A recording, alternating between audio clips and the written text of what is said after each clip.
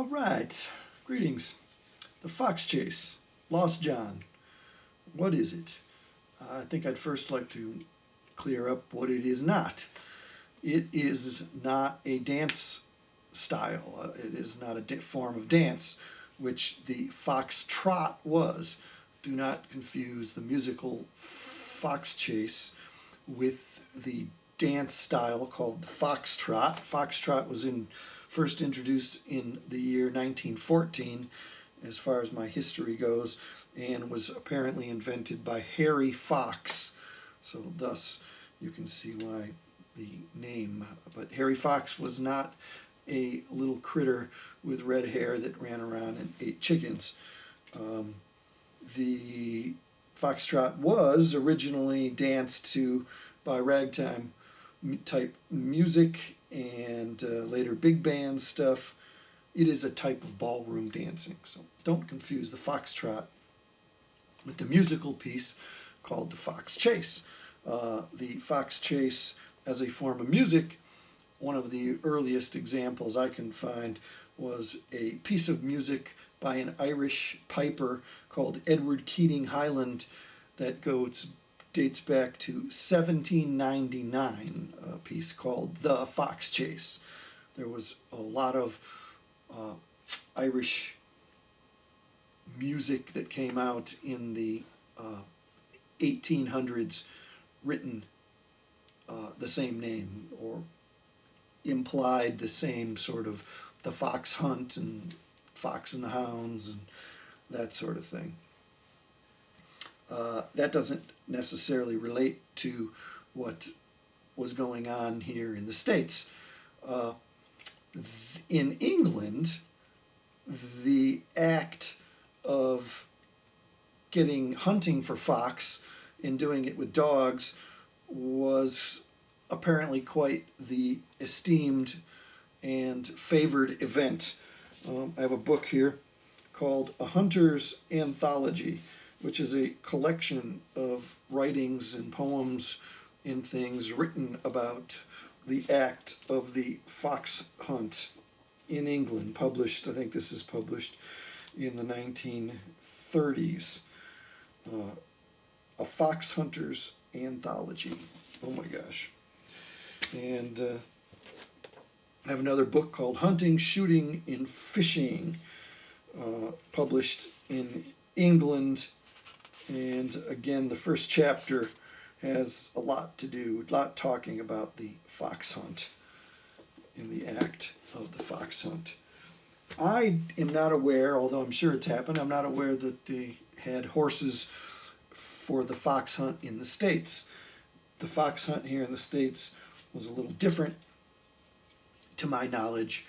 I'm wide open to be corrected on this matter, that the fox hunt here generally consisted of farmer or mountain people getting their hounds together, and there were certain types of hounds that were particularly well suited to chasing down these little critters, and some of those hound breeds are the black and tan, the red bone, the walker, the blue tick.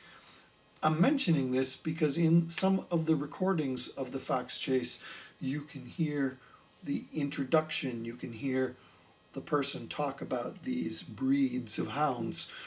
And what was peculiar was how these breeds had different areas of expertise when it came to tracking down these animals. I'm going to read from you a little thing that Alan Lomax wrote, and from 1956, and it says this: in the South, the hunters take their hounds to the hills, turn them loose, then sit comfortably around a campfire on a mountaintop while the chase goes on below them. Their pleasure in the hunt is purely auditory and imaginary. They can tell every hound by his bark, and from the kind of bark, just how the chase is developing. All night long, they comfortably pursue the fox from the edge of the campfire, trade lies about their dogs, and indulge in gossip about the neighborhood. And this confirms anything that I've heard from Southerners that have participated in the fox hunt, the fox chase, sometimes also known as a coon hunt. And it is, to my understanding, the act of listening to these dogs bark, howl, while they're in pursuit of a creature that sort of tells the story.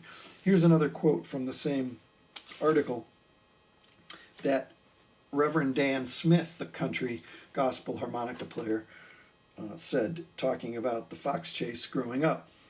"We used to listen to the people hunting fox at night. On a Friday night, when we had no school or work the next day, we would go out to the woods, light a fire, and sit around swapping stories, jokes, and songs. We'd take up our harmonicas and try to imitate the sounds we heard, like the dogs chasing the fox or the steam whistle on the trains." That's Reverend Dan Smith.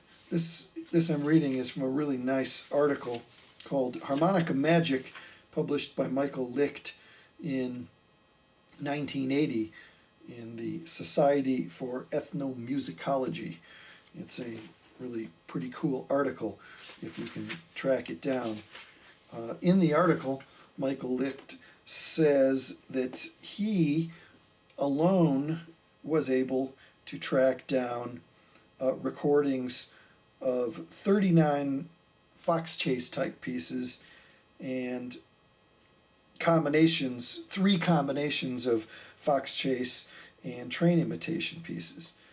And I want to assure you that I personally have located far more than that number in my personal journey looking for these sort of things.